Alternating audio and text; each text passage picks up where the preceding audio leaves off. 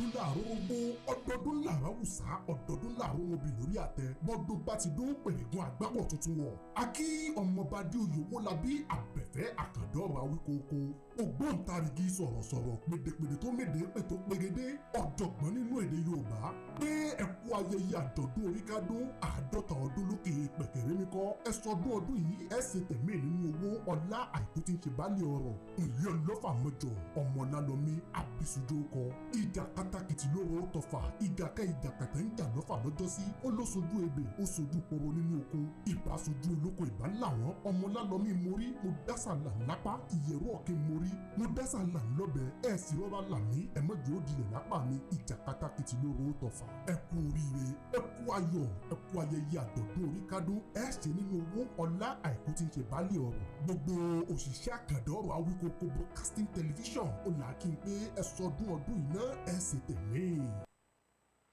ẹ̀já tó kíra akú dédé àkókò yìí bìkìbì tẹ̀ sí láǹfààní láti mọ gbọ́ mi láti mọ wò mí àrílẹ̀mọ bí owó ọ̀rọ̀ ló tún dé tí ó tún sọ lówó ẹ̀ ní mọ̀sọ́mọ̀sọ́ Àkàndọ̀rọ̀ Awíkókó lórúkọ mi àjàó àrò Awíkókó aṣọ lójú ọlọ́rọ̀ bọ́lọ́rọ̀ bá gbọ́kí bàbá ńlá bàbá ọlọ́rọ̀ ó tún ṣe àwọn èèyàn tún ti máa wò mí ọmọkùnrin tó dé ìjàngbọ̀n kì í sú mi kì í rẹ̀ mí agara ò ní dólódùmarè ṣùgbọ́n ẹ má wá gbàgbé o pé bí ọ̀bá nídìí obìnrin kì í jẹ́ kúmólú o ẹ má gbàgbé pé ẹkún ní satọ́kùn fúnkún ẹ má gbàgbé pé bí òsín tó ṣe ẹ̀ṣẹ̀ kì í déédéé ṣẹ́ lásán ẹ má gbàgbé pé ẹni ó fìdòwú ṣàkọ́bí ńlọ́fẹ́ ká yóò béèrè ibi tó bíbejì sí bí ọ̀bá nídìí mi ò déédéé sọ̀rọ̀ lóòótọ́ ní pé ọ̀pọ̀lọpọ̀ ọ̀rọ̀ ní ń bẹ lágbẹ̀dù tí wọ́n fẹ́ tẹnu yàmọ́ gbọ̀nsẹ̀ gbogbo okùn romi górógó ọ̀rọ̀ ń tawọ́ tasẹ̀ ń bẹ̀ àwọn tí wọ́n bẹ̀rẹ̀ tàn ni wọ́n sọ wá dòǹpì tàn jẹ́jẹ́ ǹjẹ́jẹ́ l'Àkàndọ̀rọ̀ Awíkókó ń lọ jẹ́jẹ́ ǹjẹ́jẹ́ ò ní mo jókòó ní tàmí o òpònú bọ́ìsì ló ní ń sáré wọlé jẹ́jẹ́ ǹjẹ́jẹ́ o Àkàndá mo ń ṣe tèmi o àwọn èèyàn kan lọ wọlé tí wọ́n dàbàrú gbogbo nǹkan mọ́ra lọ́wọ́ láti bí àwọn kan lóòótọ́ àwọn kan Yorùbá láti bẹ̀rẹ̀ ìjàngbọ̀n láwọn tí ń sọ tẹ́lẹ̀tẹ́lẹ̀ pé gbogbo akọni Yorùbá àwọn kan ó tú àwọn kan Yorùbá létí tiwa náà bá ràn lójú wa bá là wéréwéré làbá tanná yẹ̀ díẹ̀ wò wéréwéré làbá rí pé lóòótọ́ ni pé kò sí ìlú méjì tí wọ́n ń pè ní Yorùbá ju Ọ̀yọ́ lọ Ọ̀yọ́ ayọ́mọ́lẹ̀ láì dé ìnàpẹ̀nu nítorí àkókò wa kábíyèsí bàbá wọn Olúbàdàn ọba Rashidi Ládọjà ni wọ́n sọ̀rọ̀ kan lẹ́nu ọjọ́ mẹ́ta ọ̀rọ̀ ńlá ni o bàbá wọn Olóṣì Èkìtì náà sọ̀rọ̀ Olóṣì of Òsì Èkìtì àwọn náà sọ̀rọ̀ ọ̀pọ̀lọpọ̀ ọba nílẹ̀ káàrọ̀ òjíire ni wọ́n ti dá sí ọ̀rọ̀ Ọọ̀ni àtàláàfin ìdí ni pé àwa náà pè wọ́n ṣàkíyèsí pé àgbà òní wà lọ́jà kúrí ọmọ tuntun ọwọ́ ṣé máa wo kínní ikọ́ dàrú ni sọ́dà kọ́ọ̀ni àtàláàfin ọmọ tàkúrò gan jẹ́jẹ́ lọ Nirìṣà ń lọ ọba tí kì í tọ̀yàn kankan ọba tó jòun gangan làpẹrẹ àlàáfíà àwọn èèyàn ò sì wá bẹ̀rẹ̀ sí ní figiro kábíyèsí lọ́nà ọ̀fun pàpà síbẹ̀síbẹ̀ náà kábíyèsí ò sọ̀rọ̀ àwa la wá ń pé ẹ mọ̀ pa àwọn bàbá wa sì ní àìsí ẹnì kẹta lèèyàn méjì fi ń jàjà kó akátá àwọn ẹnì kẹta rèé o káà ní gbà wọ́n láàyè kí wọ́n jàjà kó akátá lóòótọ́ nìkan dákẹ́ lóòótọ́ nìkan pèrè ní Ṣàngó lóòótọ́ nìkan pèrè ní àlàáfíà a sì rí pé àlàáfíà ni tó pèrè ní Ṣàngó a rí pé Ṣàngó ni lóòótọ́ olúkòso àyànranná ṣùgbọ́n wọ́n ń pèèyàn láyàn wọ́n ṣe bó kọ́ rí ni èmi má bá pèèyàn ló fúnra ẹ̀ ó yẹ kó pà fún ẹ mọ́ ìyẹn bá pèèyàn ló lè sótú yẹ kó mọ bọ́ mi ẹran ṣeré nǹkan bá sọ pé àṣejù ẹ̀ pọ̀ nídìí kínní yìí ó yẹ kéèyàn náà wá tẹ̀ ẹ́ jẹ́jẹ́ bí wọ́n bá ní gbólé yìí ó kù sí bó bá fẹ́ gbọ̀nsẹ̀ ó yẹ ọmọ kọ̀dí sójú ọ̀nà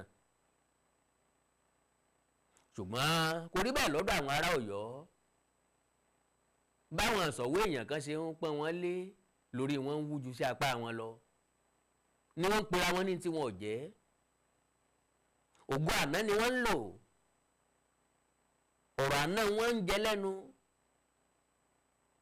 empire tó ti ṣubú yakata tó ti wó tí ò lè dìde mọ́ ni wọ́n ń sọ̀rọ̀ nípa rẹ̀ wọ́n ń sọ̀rọ̀ nípa baba ńlá baba wọn tó ti padà sílé Ifẹ̀ àfàìmọ̀kọ́jẹ́ mọ́jẹ́ pé Ọ̀rànmíyàn gan-an ló ti kó àṣẹ Ọ̀yọ́ padà wá sífẹ̀ ọ̀pọ̀lọpọ̀ ọba ló ti jẹ lọ́yọ̀ọ́ ọlọ́yọ̀ọ́ ohun gbogbo wọn ń jẹ́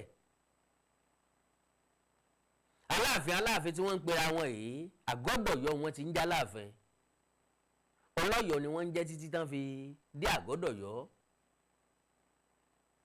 ásọ̀dé tán fi ń já láàfin fún ẹ bọ́bá tásìkò òun kọ́ ni mo bá wá lónìí ní tí mo bá wá lónìí lọ̀rọ̀ orí adé méjì bàbá wa Olúbàdàn tilẹ̀ Ìbàdàn ọba Rasheed Adéwọ̀lú Ládọjà bàbá ẹ mọ̀ pé mo dá yín lóyè mo pè yín lórúkọ ó kọ́ la fi pọ̀ bá aládé àgbà yín ó dalẹ̀ òdìtọ́ máa dádé inú agogo dẹni tí wá ọrùn tí ó lè jìgbà lẹ̀kẹ̀ bèbè ìdí tí ó lo mọ́sáàjì aṣọ ọba tí tanná yanranyanran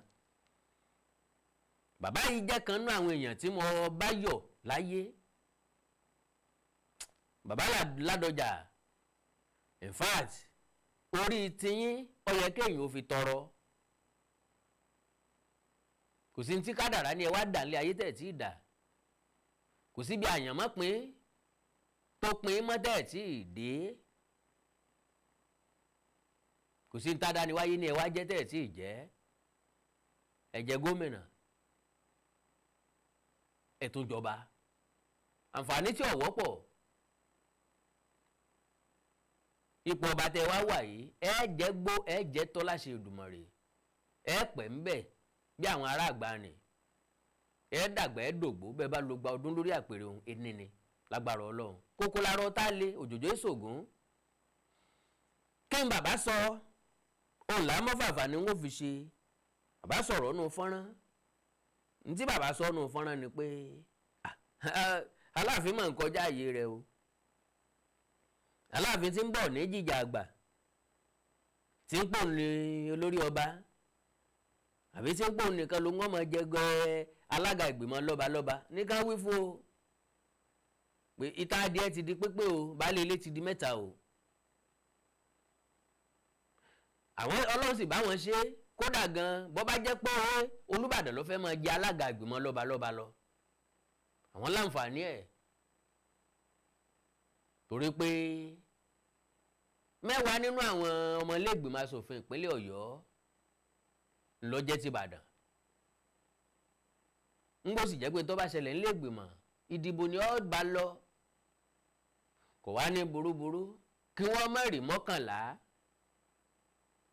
tàbí jù bẹ́ẹ̀ lọ nínú ọmọ ilé ìgbìmọ̀ tí ó tẹ̀ síbi tí wọ́n tẹ̀ sí pé kí wọ́n sọ fún Aláàfin kó tẹ̀ jẹ́jẹ́ o pípín làwọn ó pín eléyìí o káwọn asòfin ọmọ dọwọ́ rú o bẹ́ẹ̀ ló sì ti rí bẹ́ẹ̀ ni yóò sì rí lílé tó túmọ̀ sí pé àwọn alága ìgbìmọ̀ lọ́balọ́ba ìpínlẹ̀ Ọ̀yọ́ wọ́n ti di mẹ́ta Aláàfin Olúbàdàn Ṣọ̀ún Ògbómọ̀ṣọ́ gbẹ̀yìn ọ́tàgìtì tí ó forí gúnlẹ̀ bó ṣe wà bí ó ṣe wà náà nù làwa ní ìlú Ìbàdàn ti dàgbà sókè iṣẹ́ kékeré lolúbàdàn ó ṣe lórí ìdàgbàsókè ilẹ̀ Ìbàdàn Ọlọ́run ti dàlú Ìbàdàn lágbà Ọlọ́run ti sọ di ní ńlá ìlú Ìbàdàn tí gbogbo wa ńlá làákà lọ gbé ìlú Ìbàdàn the largest city in the West Africa one of the largest city in Africa ìlú Ìbàdàn tán gbogbo ilé ọgbọ̀lẹ̀ kò sẹ́ni Ìbàdàn ògbè kò sẹ́ni Ìbàdàn ṣàǹfààní fún bó ṣe gbonílẹ̀ ló gbàjèjì Ìbàdàn máa jòrò sùn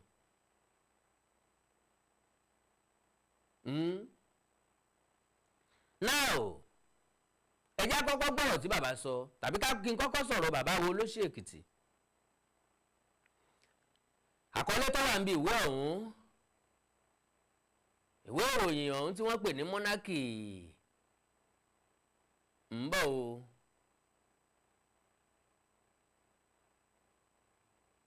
Bàbá ní Ilé Ifẹ̀ not a kingdom but the source. Torí pé àwọn òpònú kan lọ́yọ̀ ń sọ wípé Ilé Ifẹ̀ Ọọ̀ni tí Ilé Ifẹ̀ ó yẹ kó máa jẹ́ his imperial majesty. Torí pé wọn ò ní empire. Ìbálẹ̀ empire nìkan ló gbọ́dọ̀ máa jẹ́ his imperial majesty. Sì sọ bẹ́ẹ̀ fún Olúbàdàn. Sì wí bẹ́ẹ̀ fún Ṣọ̀ún. Wọ́n wí bẹ́ẹ̀ fún Ṣọ̀ún. Omi tá a dà sẹ́yìn di ẹ̀ láàánú kò mọ́. His imperial majesty. Ọ̀pọ̀lọpọ̀ ọba ní jẹ́ bẹ́ẹ̀ lónìí ilẹ̀ Yorùbá ńlẹ̀ Káàárọ̀ Oòjíire.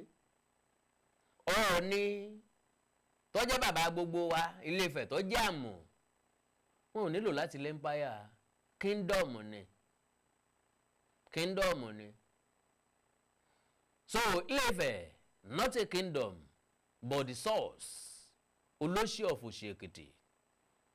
The Olosi of Ekiti, Oba Stephen Alabi, is an accomplished broadcaster, veteran journalist, public relations consultant, legal practitioner, law lecturer and sports administrator.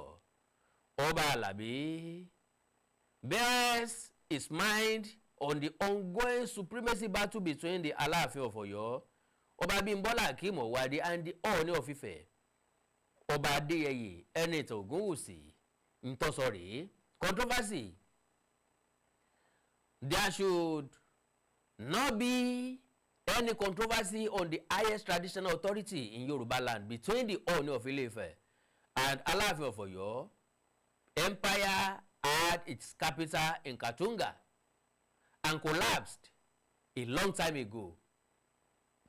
Ṣé ẹ gbọ́ sà, ẹ̀yin ọmọ Ọ̀yọ́ àti kábíyèsí ọba Owoade, empire tẹ́ ń sọ, olú ìlú rẹ̀ Katunga ló wà, ó ti ṣubú látọdún tí wọn ò tí ì bí bàbá wa gan 1835. Nsìrùpọ́n tí ìbí ẹ̀yin gangan tẹ́ ìjọba lónìí, nsìrùpọ́n tí ìbí dádì yín. Òkìlẹ̀ wa ń jà lórí nǹkan tí ọ̀kan yín sí, lórí nǹkan tẹ́ ẹ̀ mọ̀ ìpìlẹ̀ rẹ̀. Ibi Yorùbá ní bàbá ti rí di ogun ká mọ̀ sọ pé ojú ogun yá. Ojú ogun téèyàn bá rí díẹ̀ téèyàn bá sọ pé ojú ogun yá, ń tàn lè parẹ́ sójú ogun o. Oyè tá a bá sì fọ̀tẹ̀ jẹ, èmi rò pé kíkẹ́ ló yẹ ká mọ̀ kẹ́ bí ẹyin. Long time ago, why Ile-Ife is the undisputed origin of Yoruba kingdoms, including Ọ̀yọ́ itself. Ṣé gbógun sọ ni? Àbẹ́ bàbá mi Olosi Ekiti jà, kí lẹ sọ pé bàbá ṣe? Òótọ́ ọ̀rọ̀ lẹ ti gbọ́n fàkátì. Tẹ́nì kankan ìbáyàn jiyàn rẹ̀, máa gbọ́ o, Ọ̀yọ́ Empire did not cover Ekiti, Ìjẹ̀ṣà, Ẹ̀gbá, Ìjẹ̀bú, Ondo, and other major towns and cities in Yoruba land. The Ọọ̀ni of Ife has always been the supreme authority, while every Yoruba kingdom traces its history to Ile-Ife. Àwa ilé confirm ẹ̀, ọ̀pọ̀lọpọ̀ ìlú láti dé láti tú ìtàn wọn padà sí Ile-Ife. Ọ̀pọ̀lọpọ̀ ìlú mo ti dé lórílẹ̀ ayé nílẹ̀ Yorùbá yìí, nílẹ̀ Káàárọ̀ Oòjíire yìí, tó jẹ́ pé Ile-Ife ni wọ́n ti jáde wá. No one traces his history to the Ọ̀yọ́ Empire. Òótọ́ ni, àfàwọn Fúlàní wọ́n lè trace history wọn débẹ̀. Àwọn Bàrìbá, àwọn ọmọ Nupe kọ̀ọ̀kan tí wọn ò mọ̀nà lé mọ́, tó jẹ́ pé bẹ̀ wọ́n rá tí wọ́n rà sí, tàbí tó jẹ́ pé àwọn náà ti lọ bá wọn kún Àgọ́dọ̀yọ́. The Aláàfin does not command. Okay, wọ́n ní traces its history to Ile-Ife. No one traces its history to the Ọ̀yọ́ Empire. The Aláàfin does not command the awe and respect that the Ọọ̀ni command from Yoruba royal fathers. Ile-Ife is not a kingdom but the source. So there is no issue with the effusions of the new Aláàfin. I will advise him to concentrate on enduring issues rather than dwell on illusion. Constitutional roles of traditional rulers. The parliamentary system is better suited for Nigeria than the current winner takes all presidential system. Late Ooni of Ife, Ọba Adesoja Aderemi played a constitutional role as governor of the Old Western Region. Eléyìí náà ti tó. Okay, jẹ́ kí n mọ́rọ̀ yìí, ó ṣeé ṣe kárẹ̀ tí yóò gbọ́ nínú ìjọba. Recommendation: the presidential or parliamentary system could be reformed by making the local government system a term-based structure where funds for development can be disbursed through the towns directly, instead of the council taking charge of everything and very little gets done. Traditional rulers can be given the constitutional role of managing developmental efforts in their kingdoms directly, while the council takes responsibility for policy approval and supervision. Yes, òótọ́ ọ̀rọ̀ ni n tí bàbá sọ yìí. Láyé Adéṣọjí Adérẹ̀mí gẹ́gẹ́ bí gómìnà ìwọ̀ oòrùn orílẹ̀-èdè yìí, wọ́n ti fòfin ṣèlú. Lóòótọ́ là ń sọ pé kí autonomy ó padà sí local government síjọba ìbílẹ̀, kí pé kí wọ́n jẹ́ kí wọ́n máa tẹ́wọ́ gba ẹ̀tọ́ wọn, kí wọ́n sì mọ iṣẹ́ ìdàgbàsókè ìlú gẹ́gẹ́ bí òfin ṣe là kalẹ̀ fún ìjọba ìbílẹ̀. Ṣùgbọ́n sí ìyàlẹ́nu wa, ní tí máa ń wà lọ́kàn gbogbo ìjọba ìbílẹ̀ àtàlágà káńsù ní bí wọ́n ṣe rọ́wọ́ rọ̀gùnrọ́gùn dà sápò ara wọn tí wọn ò ní ṣiṣẹ́ ìlú. Bàbá Olosi Ekiti jẹ́ kó yé wa wípé bí wọ́n bá fáwọn orí adé ọrùn èjìgbà lẹ̀kẹ̀ láǹfààní láti kópa tó jọjú nù dàgbàsókè ìlú, ń gbọ́ jẹ́ pé àwọn wọn súnmọ́ ìlú, àwọn wọn súnmọ́ lẹ́tọ̀, àwọn máa ń mọ̀ lẹ́tọ̀ tí ń bẹ lábẹ́ wọn. Tó jẹ́ pé bó wọ́n bá déjọba ìbílẹ̀ kó wọ́n mọ̀ dọ́dọ̀ àwọn ọba yìí fún ìlú kọ̀ọ̀kan, iṣẹ́ ìdàgbàsókè ìlú kọ̀ọ̀kan wọ́n lè mọ̀ pé tó yẹ kálága ìjọba ìbílẹ̀ ó mú lọ́kùnkúndùn ní sísàbẹ̀wò sí àwọn iṣẹ́ àkànṣe táwọn ọba yìí bá ṣe. Kábíyèsí nílẹ̀ ẹlẹ́fẹ́ ṣe títí àbí ọ̀dà náà ẹ bẹ̀rẹ̀ rẹ̀, kí gómìnà ó sì wá gẹ́gẹ́ bí olùbẹ̀wò láti wá wo ṣé lóòótọ́ wọ́n ṣe, bó wọ́n ṣe wọ́n ṣe sọ́dá, ṣé yóò pẹ́ kó tó bàjẹ́. Ní tí bàbá sọ nìyẹn o. The traditional rulers become the ones who make up the council, not elected officials, thus eliminating the incessant struggle for control of this level of government in every dispensation, where the local government area coincides with the territory of a single royal father. The senior chiefs will join him to form the council, but where there is more than one royal father in the local government area, the first-class obas will rotate the chairmanship between themselves in a 4-yearly basis, with other royal fathers as members. The bureaucracy remains as it was in the colonial times to advise the council and implement daily administrative duties. Ọ̀rọ̀ bàbá wọn Olosi Ekiti nu. Wọ́n ti sọ̀rọ̀ ta láàfin síwájú àti Ọọ̀ni. Pé kò sáríyànjiyàn bẹ́ẹ̀, kò dẹ̀ sí ìjà àgbà kankan bẹ́ẹ̀. Ọọ̀ni làgbà lọ́jọ́kọ́jọ́ gẹ́gẹ́ bí ẹni tí ń rólé f'Odùduwà, gẹ́gẹ́ bí ẹni tó di àmú ilẹ̀ Odùduwà mú. Ìjà wa fò kó ń bẹ̀. Ká lọ sí ọ̀rọ̀ bàbá wa Kábíyèsí Ọba Adéwọ̀lú Ladoja. Ẹ ṣé bẹ́ẹ̀ ṣe ń wò wá.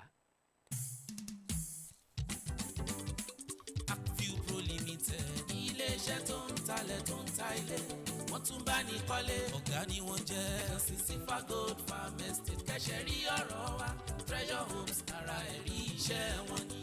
Agview Pro Limited ọ̀gá àgbà nínú àwọn tí ń talẹ̀ tí ń talé tí tó ń bá ní kọ́lé, àgbà ọ̀jẹ̀ ní ilé-iṣẹ́ tó ṣe é fọkàn tán gbára gbọ́kànlé fún ilẹ̀, ilé gbígbé, ilé-iṣẹ́ tàbí ilẹ̀ oko. Àwọn ló ní Treasure Homes tó wà ní Lasamaja, 3-bedroom apartment tó dúró rekete tí wọ́n gbé kalẹ̀ ní 75 million naira. Wọ́n ní 2-bedroom apartment lábúlé Ẹ̀gbá, 50 million naira wọ́n gbé kalẹ̀. Bákan náà ni wọ́n ní 3-bedroom bungalow ní Treasure Island tí ń bẹ ní Mòwe Ọ̀fadà, 17.5 million naira ní. Bóyá tó lóhun ọ̀gbìn àbí tó ní nǹkan ọ̀sìn, àǹfààní ńlá láti sílẹ̀ ní Silver Gold Farm Estate tó jẹ́ ti Agview Pro Limited. Plot ilẹ̀ mẹ́ta lẹ ti máa bẹ̀rẹ̀ 1.5 million naira ní tẹ́ bá fẹ́ sanwó ẹ̀ lójú ẹsẹ̀. Mr. Olúṣọlá ẹnu oníkan láti gbọ́ pọ̀n, ẹnu ọlọ́fà láti gbọ́ mọ́ta. Ọ̀rọ̀ ọlọ́rọ̀ kì í dùn lẹ́nu tèmi. Ẹ ṣàlàyé Silver Gold Farm Estate ká mojú ẹ̀.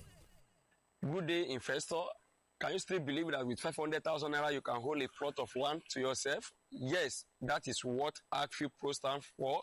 Through Silver Gold Farm Estate at Ikanabalogun by Obofomi Owoade local government. And our farmland is strategically located. As you can see, this is the water and this water is through our farm estate. Let me take you through to come and see how people are growing their farms here at our farm estate. You can see some are just taking possession and they are burning their land now to ready for crops. And while some have taken possession already, you can see the name, some have cleared. And if you can see some that I want to grow the maize, their maize is coming out now. And as we move forward, you see those who are doing the plantation farming and their plants are already growing in less than 2 months. ọ̀rọ̀ lẹ ti gbọ́ òun àsùngbàgbé òní kan mi ó yá ní mọ̀nà wá ẹ mọ̀ pé Agview Pro Limited sórí +234-840-6444 àti +234-802-626-9326 Agview Pro Limited òótọ́ inú ló sọ wọ́n dọ̀gá professional touch ń ló gbé iṣẹ́ wọn lárugẹ. Mo kí gbogbo etí tó ń gbọ́ wa nílé mo sì kí gbogbo ojú tó ń wò wá nílé pé ojú tẹ fi ń wò wá ò ní fọ́ etí tẹ sì fi ń gbọ́ wa ò ní di. Orúkọ tèmi ni Godwin tí gbogbo ẹ̀yin èèyàn mọ̀ sí ìyá Ìjẹ̀bú. Gẹ́gẹ́ bí ẹ ṣe mọ̀ ní ìṣe wa wípé ìlera yín òun ló jẹ wá lógún. A tún ti dé bí a ṣe ń dé o. Gbogbo ẹ̀yin tí ẹ ní ìṣòro tó jẹ́ pé ọkùnrin tó dàbí obìnrin nínú ilé, ọkùnrin tí ò lè ṣojúṣe ẹ̀ pẹ̀lú ìyàwó ẹ̀, ẹ kàn sí iléeṣẹ́ Godwin. Ẹ̀yin tó jẹ́ pé pépà lẹ máa ń kà lálálẹ́, ẹ má ka pépà mọ́, ẹ kàn sí wa. A ní pákéjì oríṣiríṣi fún yín, a ní 3-in-1, a ní 2-in-1 fẹ́yìn ọkùnrin tó lè jẹ́ tó máa jẹ́ kẹ́ ṣe bó ṣe yẹ kẹ́ ṣe. Bákan náà ni ìṣòro tí a ń pè ní arthritis. Arthritis yìí ó ń ṣọkùnrin ó ń ṣobìnrin, orúnkún ríro, ìbàdí ríro, ọrùn ẹsẹ̀ ríro, ẹlòmíì ó lè jẹ́ osteoarthritis lónìí, ẹlòmíì rheumatoid arthritis, ẹlòmíì ìdẹ̀rẹ̀ kò ní lè bẹ̀rẹ̀ mú nǹkan lẹ̀, ẹlòmíì ò lè bẹ̀rẹ̀ kírun, ó ṣeé ṣe kó jẹ́ sciatica ni, ó ṣeé ṣe kó jẹ́ lumbar spondylosis ni, ẹlòmíì ìdẹ̀rẹ̀ arthritis ni. Tó bá ti di pé ìbàdí ń ro ẹ̀ ò lè bẹ̀rẹ̀, ẹlòmíì orúnkún ríro, ẹlòmíì ẹsẹ̀ á máa gbóná, ẹlòmíì àpapọ̀ rẹ̀ á máa gbóná, ẹlòmíì ẹsẹ̀ á máa gbọ̀n, ẹlòmíì ara á máa tá, orí á máa tá, àpapọ̀ ara á máa tá, ẹ kàn sí iléeṣẹ́ Godwin Ìyá Ìjẹ̀bú. Ẹlòmíì ò lè fojú ọwọ́ ẹ̀ báyìí, gbogbo ọwọ́ á máa ró, gbogbo ẹ̀yin tẹ́ tí ń lò náà ẹ máa jẹ́rìí sí, ẹ kàn sí iléeṣẹ́ Godwin Ìyá Ìjẹ̀bú. Bákan náà ni àwọn èèyàn tó ń tọ̀ ìtọ̀ àtọ̀jù yìí ó ṣeé ṣe kó jẹ́ pé prostate enlargement ni. Fún ẹ̀yin ọkùnrin tẹ́ ti lé lọ́mọ 40 ọdún tẹ́ bá ní prostate enlargement ẹ lè máa tọ̀ léraléra, ẹlòmíì ò ní rí tọ̀tọ̀ rárá, ẹlòmíì ìdẹ̀rẹ̀ tó bá fẹ́ tọ̀ á máa ní ìrora, ẹlòmíì ìdẹ̀rẹ̀ kó tó débi tó máa tọ̀ sí tọ̀ ìtì máa jábọ́. Ṣùgbọ́n obìnrin ní á máa tọ̀ léraléra kó tó débi tó máa tọ̀ sí tọ̀ ìyá ti máa jábọ́. Ó ṣeé ṣe kó jẹ́ weakness of bladder làwọn ní, àbí kó jẹ́ infection, àbí kó jẹ́ diabetes insipidus tí a mọ̀ sí àtọ̀gbẹ. Ìyẹn náà lè fà á ká máa tọ̀ púpọ̀ jù. Ẹ kàn sí iléeṣẹ́ Godwin Ìyá Ìjẹ̀bú. Èyíkéyìí tó lè fà á kẹ́ ẹ máa tọ̀ púpọ̀ jù ara iṣẹ́ wa ni, lára iṣẹ́ tèmi jogún látọ̀dọ̀ bàbá mi. Àtọ̀jú yín gbogbo ẹ̀ ó sì padà sí àyè ẹ̀ bó ṣe tó àti bó ṣe yẹ. Bákan náà ni àwọn tó ní hepatitis, ooru inú ẹ̀dọ̀ ni. Ṣùgbọ́n tí hepatitis bá ti pẹ́ lára, ó lè ba ẹ̀dọ̀ jẹ́, ó lè fà á kéèyàn ní enlarged liver, ó dẹ̀ lè fa oríṣiríṣi ìṣòro sí ẹ̀dọ̀ yẹn. Ẹlòmíì á máa ní àmì bí kínú máa dùn, bí kójú máa pọ́n, kítọ̀ ẹ̀ máa pọ́n, ẹlòmíì dẹ̀ kò ní rámì rárá, bóyá lọ ṣàyẹ̀wò wá kàn sọ fún pé ó wà positive, ẹ kàn sí wa. Ẹlòmíì ìdẹ̀rẹ̀ ó lè jẹ́ liver cirrhosis lòun ní, èyíkéyìí tí ẹ ó ìbàjẹ́ ẹ kàn sí iléeṣẹ́ Godwin Ìyá Ìjẹ̀bú. Bí mo ṣe sọ̀rọ̀ yìí tẹ́ ní prostate, ó jẹ́ prostate enlargement ni, ó jẹ́ prostate cancer ni, ẹ kàn sí wa. Pẹ̀lú ògo Ọlọ́run ẹ lè rí bákan náà mọ́. Mo ti sọ fún yín gbogbo ìṣòro yòówù kẹ́ ní ewé àti gbòǹkan mélé tí àwọn bàbá wa ń lò láyé àtijọ́ tá a ti gbé kalẹ̀ lọ́nà ìgbàlódé tó sì ṣe bẹbẹ lágbára, òun là ń lò fún ọmọdé àti àgbà. Ẹ kàn sí wa, ẹ ní kábàámọ̀ pẹ̀ ṣe bẹ́ẹ̀. Ẹ̀rọ ìbánisọ̀rọ̀ mi ni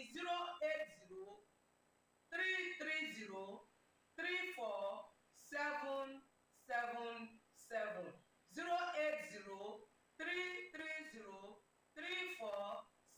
080-330-34777. Ẹ bá wà l'Amẹ́ríkà, kẹ́ ẹ wà ní Spain, kẹ́ ẹ wà ní UK, ibikíbi tẹ́ ẹ bá wà, ó jẹ́ Canada ni, ó lè jẹ́ Port Harcourt ni, ó jẹ́ Abuja ni, ibikíbi tẹ́ ẹ bá wà, ẹ kàn sí iléeṣẹ́ Godwin Ìyá Ìjẹ̀bú.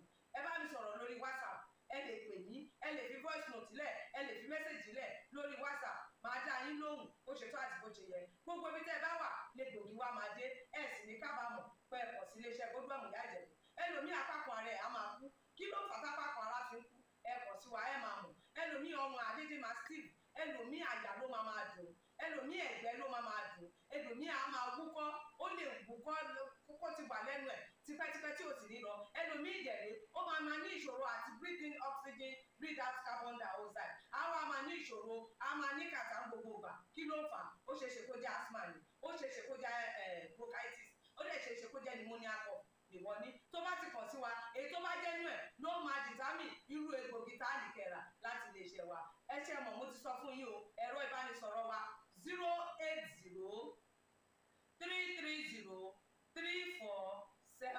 080-330-34777 iléeṣẹ́ Godwin last bus stop yín ni pẹ̀lú agbára Ọlọ́run remember if it is not Godwin it can never be like Godwin.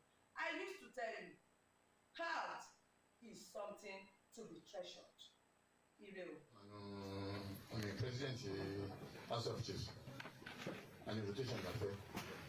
And it's not so bad laughing, not so quick and you can. Okay, so I bet you see. House of Assembly language really low.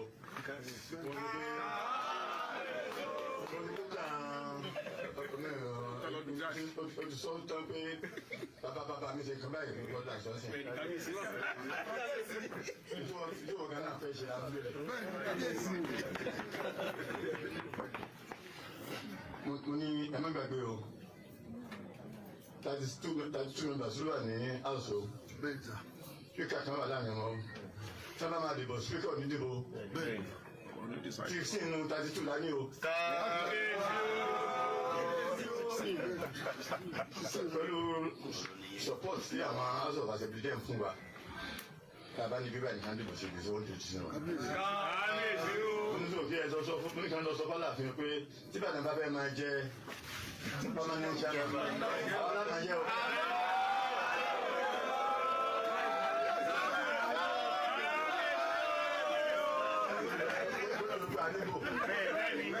Àníbò tá a lè ti gbé àti pé ìyàwó ìjẹba náà Ìbàdàn jẹ gómìnà mo ní nígbà táwọn olówó ọlọ́wà láyé ìyá ìjẹba náà olókùnrin tó máa gbé ní Ìbàdàn yóò tọ́ níbi tó gbèsè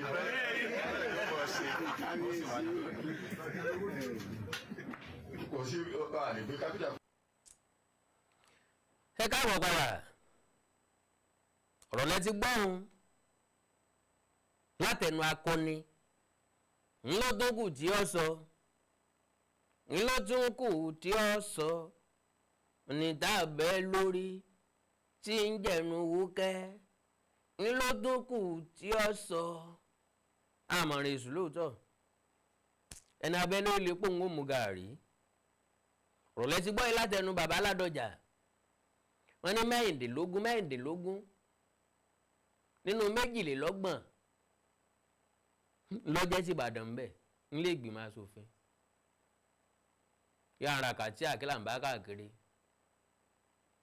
bí èèyàn kan bá nígbàgbọ́ tàbí nírètí pé òun fẹ́ jà kó mọ̀jà tí ó jà mélòó ni ti Ọ̀yọ́ Aláàfin bẹ̀ mélòó ni ti Sógbómọ̀ṣọ́ tẹ̀lé Sókè Ògùn ó tẹ̀lé ṣé Bàràpá ó tẹ̀lé ṣé wọ́n bá yín lọ sẹ́jọ́ jàjà náà ni kẹ́tìkátì tó sọ pé ẹ fẹ́ rí 16 padà láti fèsì Ìbàdàn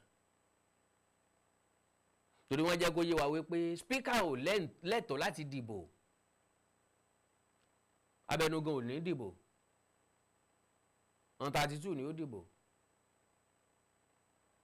bọ́ bá jẹ́ nǹkan náà labẹnugan tó lẹ́tọ̀ọ́ àti dìbò mo ṣe wò pé yóò ṣe rí lílé tó túmọ̀ sí wípé bó ṣe wà tẹ́lẹ̀ náà ni ó ṣe wà ìtàn adìẹ ti di pínpín láàrin Ṣọ̀ún Ògbómọ̀ṣọ́ Aláàfin Ọ̀yọ́ àti Olúbàdàn tilẹ̀ Ìbàdàn bá mi bàbá Ládọjà bàbá yìí sọ̀rọ̀ akin àwọn ilé ọ̀ràn èèyàn kí ló fẹ́ mọ̀ pàjẹ́ balẹ̀rù kí ni ó pa àgbàjẹ́ tà ní bápo olórí ẹ̀ ń bẹ̀ kí ni ó ẹ̀sẹ̀ mọ̀ pa àwọn ilé ìlẹ́rù Àkàndá lọ́rọ̀ lẹ́nu bíi tejò àjáwó àrò ayé kóńkà sọ̀ lójú ọlọ́rọ̀ bọ́lọ́rọ̀ bá gbọ́ kí bàbá ńlá bàbá ọlọ́rọ̀ ó ṣe mo kí gbogbo yín o pẹ́ kó kàlẹ̀ o mo sì kí pẹ́ kó mọ́ra rí pé àwọn ètò kan ń bọ̀ ẹ má jà á dẹ́rù kínní ńlá barúgbó ìsìn tí ó dé tí ò tí ì ṣẹlẹ̀ rí láìpẹ́ láì jìnnà á láǹfààní àti wọnú àwọn ìtàn kọ̀ọ̀kan lélẹ̀ ìta àti láǹfààní àti báwọn Ọ̀yọ́ sòótọ́ ọ̀rọ̀ tí wọ́n ti jáwé jókòó jẹ́ pẹ̀lú ògo Ọlọ́run. Àkàndá ọ̀rọ̀ Awíkonko ń lo kọ́ tèmi. Àjàó Àrò Awíkonko aṣọ lójú ọlọ́rọ̀. Màmá gbé bá lọ́rọ̀ bá gbọ́ kí baba ńlá baba ọlọ́rọ̀ ó ṣe. Ẹ láìkì kẹ́ fọ́lù péèjì mi lórí Facebook Awíkonko TV. Ẹ subscribe sí YouTube channel mi Awíkonko TV.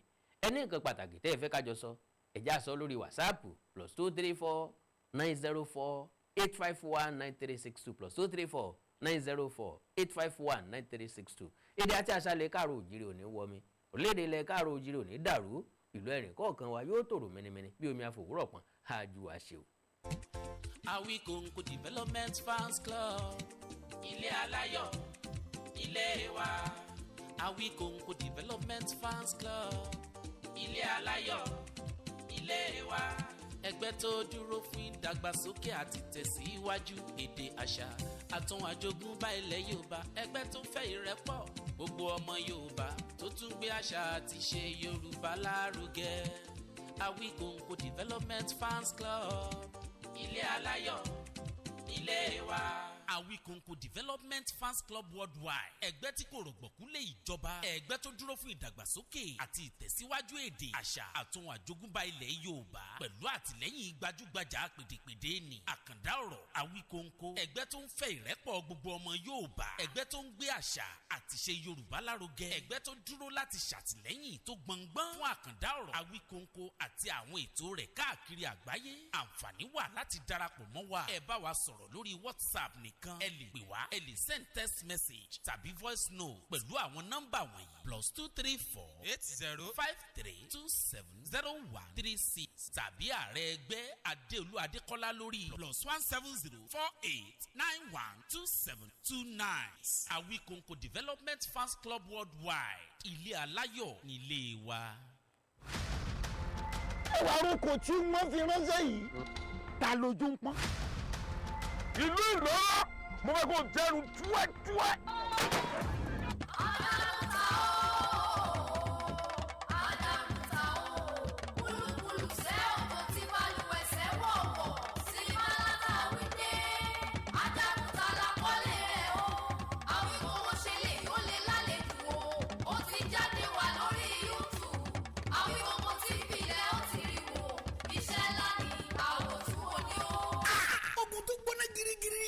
tí ò rí bí iyán tí ò rí bí àmàlà kò rí bí kásùn tóbi ní ẹni ká máa rún sinimá ńláta wíde ajagun tala kọ́lé ẹ̀ ogun gbẹ̀bọ̀n bàtàjà kùn òdì kalẹ̀ bó ṣe rúkú wọlé náà rúkú jáde sí ọwọ́ ẹ̀ bọ́ra burúkú ni o ọjọ́ ìjà wọn ránṣẹ́ pasabari ọjọ́ ogun dé wọn ránṣẹ́ pológun tógun lájagun tà ń bọ̀ ó gbọ̀tún yọ gbòsì yọ gbàgbede méjì yọ gbogbo apálò gángan lájagun tà tí wọ́n wá o kò fi bẹ́jà kò fàdájà kò fọkọjà àtẹ́lẹwọ́ ló fi ń jagun ṣẹ́gun iná bara wúta òjò pálámi ọkà yọ làálà ibi tó ti rí wa gbára yìí kò sẹ́ni tó yẹ sinimá ti tún ajagun ta it's a blockbuster written and produced by Adéoyè Abẹ́fẹ́ Awíkonko directed by Ṣeun Akínsànyà correct man packaged by Mary Akíọ́lá starring Sanusi Isiakapa Kabiru Adéyínká Arínájà Ralph Níyì Délé Fágbóyọ̀ Adéwálé Alẹ́bíoṣù Ọláìdé Àjàní Àtòríbẹ̀wù Tamatiye Eléjìgbò Abẹ́ni Ẹ̀rọ Adéoyè Abẹ́fẹ́ Awíkonko fúnra ẹ̀ Mary Akíọ́lá àti bẹ́ẹ̀ bẹ́ẹ̀ lọ nínú sinimá náà ìta àgbàkọ́lé ẹ̀ ní ajagun ta